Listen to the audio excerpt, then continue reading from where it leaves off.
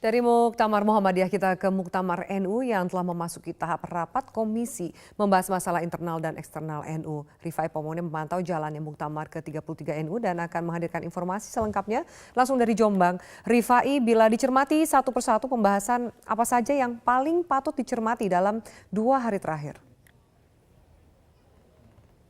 Dalam 2 hari terakhir, Aviani, setidaknya kita harus melihat titik krusial dari Muktamar ke-33 Nahdlatul Ulama terletak pada rapat pleno, pembahasan dan juga penetapan tata tertib Muktamar.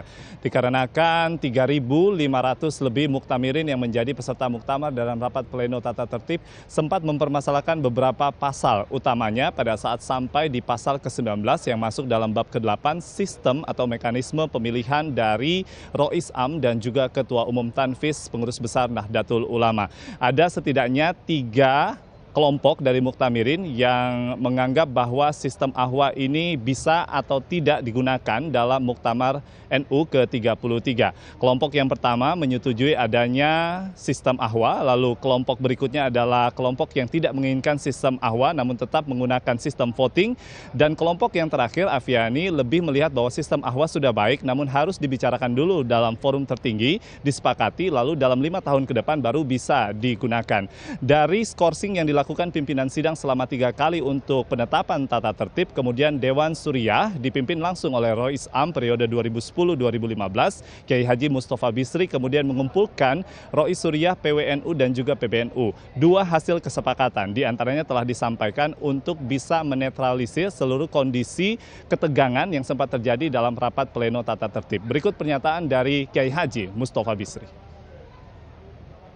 Pertama, apabila ada pasal yang belum disepakati dalam tata tertib Muktamar tentang pemilihan Rois Am dan tidak bisa diputuskan melalui musyawarah mufakat, maka akan dilakukan pemungutan suara oleh para Rois Suriah. Karena ini khusus Rois Am. Tentang ketua umum segala macam sama dengan di ADRT, ini juga di ADRT. Untuk kembali menegaskan dan juga mengingatkan kepada seluruh muktamirin agar menjalankan Muktamar ke-33 Nahdlatul Ulama di atas asas Ahlus Sunnah wal Jamaah.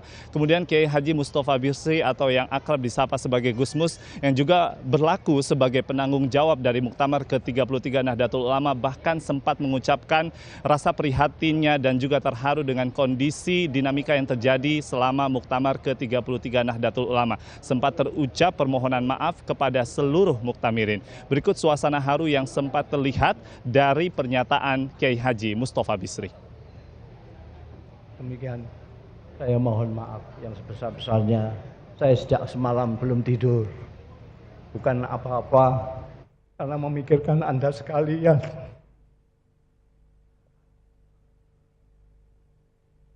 Tolong maafkan saya. Dan sekali lagi, ini perlu sekali yang saya sampaikan. Sebagai penanggung jawab Muktamar, saya mohon maaf kepada semua muktamirin, terutama yang dari jauh, terutama yang tua-tua, yang karena teknis daripada panitia mengecewakan Anda sekalian. Dari upaya yang dilakukan oleh Dewan Suriah yang dipimpin langsung oleh Kiai Haji Mustafa Bisri, sejauh ini kondusivitas tetap terjaga dalam Muktamar Nahdlatul Ulama. Aviani. Ya, Rifai, bagaimana dengan agenda Muktamar selanjutnya usai tata tertib telah ditetapkan? Ada beberapa sidang pleno dan juga sidang komisi yang masih akan dilakukan. Dari informasi yang kami kumpulkan, panitia penyelenggara Muktamar ke-33 Nahdlatul Ulama telah mempersilahkan seluruh pengurus dari wilayah dan juga pengurus cabang Nahdlatul Ulama untuk membagi delegasinya ke beberapa pondok pesantren. Di antaranya adalah pondok pesantren yang terletak di wilayah Tebu Ireng, lalu pondok pesantren Tambak Beras, pondok pesantren di wilayah Den Anyar, dan juga pondok pesantren di wilayah Rejoso, di mana keempat pondok pesantren ini merupakan pondok pondok pesantren asal muasal pendiri Nahdlatul Ulama. Akan membahas sejumlah pembahasan dalam komisi, yaitu komisi organisasi, komisi program kerja, dan juga komisi Basul Masail yang akan membahas terkait dengan fatwa dari Nahdlatul Ulama dan juga masalah-masalah undang-undang dan kekinian. Nantinya malam hari ini kami juga mendapatkan informasi bahwa sidang pleno untuk mendengarkan laporan pertanggungjawaban sekaligus mendengarkan tanggapan dari seluruh pengurus wilayah Nahdlatul Ulama akan segera dilangsungkan. Demikian sementara informasi dari arena Muktamar Nahdlatul Ulama, Afiani.